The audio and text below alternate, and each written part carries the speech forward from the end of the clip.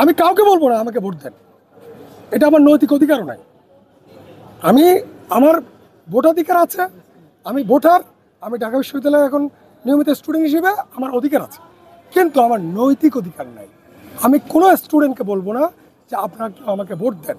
তাহলে কেন আমি ভোটে দাঁড়ালাম? আমি এজন্যই ভোটে দাঁড়িয়েছি, এই যে 54 বছর ধরে ঢাকা বিশ্ববিদ্যালয়ের যে ছাত্র রাজনীতির নামে অপরাজনীতি চলেছে, আমরা তো এর ভিকটিম, তাই না? আমরা ছাত্রদেরকে পরামর্শ দিতে পারবো, উপদেশ দিতে পারবো, তো তাদেরকে এই অপরাজনীতি থেকে বের হওয়ার যে পথ পদ্ধতি কৌশল কি হতে পারে, আমার অভিজ্ঞতাকে কাজে লাগাতে পারবো, তাদেরকে আমি শেয়ার করতে পারবো। ঠিক আছে, এবং ঢাকা বিশ্ববিদ্যালয়ের ছাত্র রাজনীতিতে গুণগত পরিবর্তনে আমি ছাত্রদের সহায়তা করতে পারবো, এটুকু। আরেকটা বিষয় হচ্ছে, আমি একটা জিনিসকে চ্যালেঞ্জ করতে চাই, যে সেটা হচ্ছে ঢাকা বিশ্ববিদ্যালয়ের পরিবেশ পরিষদ 90-এর গণ আন্দোলনের পরে বা 71-এর পর থেকে এই পর্যন্ত ঢাকা বিশ্ববিদ্যালয়ে ছাত্র শিবির কার্যত নিষিদ্ধ ছিল। কেন নিষিদ্ধ ছিল? ঢাকা বিশ্ববিদ্যালয়ে 1971 সালে আমার ঢাকা বিশ্ববিদ্যালয়ের ছাত্র ছাত্রী ভাই বোনদেরকে হত্যা করেছে, গণহত্যা করেছে, আমার শিক্ষকদেরকে হত্যা করেছে, আমার ঢাকা বিশ্ববিদ্যালয়ের এই কর্মকর্তাদের হত্যা করেছে, ঢাকা বিশ্ববিদ্যালয়ের বুদ্ধিজীবীদের হত্যা করেছে, সারা বাংলাদেশের বুদ্ধিজীবীদের হত্যা করেছে। এর নেতৃত্ব দিয়েছে ইসলামী ছাত্র শিবিরের পূর্ব সংগঠন ইসলামী ছাত্র সংঘ। এই ইসলামী ছাত্র সংঘ আলবদর বাহিনী গঠন করে।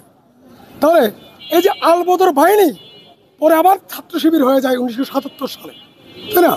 এখন দেখেন ইসলামী ছাত্র শিবিরের প্রতিষ্ঠাতা কারা? যারা ছাত্র সংঘের নেতা ছিল, যারা ছাত্র সংঘের নেতা ছিল, ইসলামী ছাত্র সংঘের নেতা ছিল, তারাই হচ্ছে ছাত্র শিবিরের প্রতিষ্ঠাতা।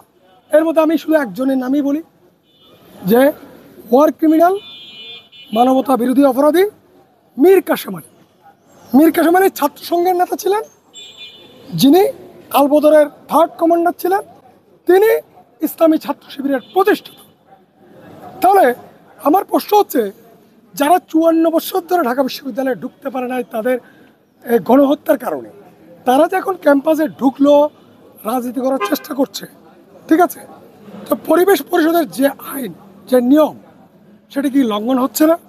71-এর যুদ্ধ অপরাধের জন্য তারা কি ক্ষমা চেয়েছে? 71-এর যুদ্ধ অপরাধের জন্য, গণহত্যার জন্য, তাদের পূর্বপুরুষেরা যে গণহত্যা করেছিল, তাদের সংগঠন যে গণহত্যার নেতৃত্ব দিয়েছিল,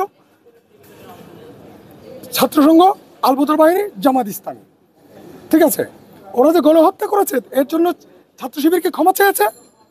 তাহলে একটা প্রশ্ন আসতে পারে, সেটা হচ্ছে যে ছাত্র শিবিরের ছেলেরা তো গণহত্যা করেনি এখনকার সময়কার, ঠিক আছে।